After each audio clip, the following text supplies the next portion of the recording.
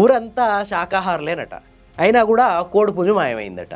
ఇప్పుడు బీసీ రిజర్వేషన్ల ముచ్చట కూడా సేమ్ అట్లనే ఉంది. అన్ని పార్టీలు మేము బీసీ రిజర్వేషన్లకు మద్దతు ఇస్తున్నామనే అంటున్నాయి, కానీ ఆ విషయం మాత్రం దిగట్లేదు. తెలంగాణలో బీసీ వర్గాలు చేపట్టిన బంద్కి కాంగ్రెస్, బీజేపీ, బీఆర్ఎస్, అట్లాగే తెలంగాణ జాగృతి, వామపక్షాలు ఇట్లా అన్నీ సపోర్ట్ చేసినాయి. మరి వీళ్ళ పోరాటం ఎవరి మీదనో మాత్రం అర్థం కావట్లే. సెంట్రల్లో ఉంది బీజేపీ గవర్నమెంట్, స్టేట్లో ఉన్నది కాంగ్రెస్ గవర్నమెంట్. ఇప్పుడు బీసీ రిజర్వేషన్ల అంశం అనేది ఖచ్చితంగా సెంట్రల్ గవర్నమెంట్ చేతిలో ఉంది. ఇప్పుడు రెండు పార్టీలు బీసీ రిజర్వేషన్లకు అనుకూలంగా ఉంటే మరి ఈ విషయం ఎందుకు ముందుకెళ్ళట్లేదు? ఒకసారి ఈ లెక్కలు చూద్దాం. లోక్సభలో మొత్తం సభ్యుల సంఖ్య 543 మంది. ఇందులో బీజేపీకి ఉన్నది 240 మంది, కాంగ్రెస్కు ఉన్నది 99 మంది. అట్లనే రాజ్యసభలో 245 మంది సభ్యులు ఉంటే బీజేపీకి 98 మంది, కాంగ్రెస్కి 27 మంది ఉన్నారు.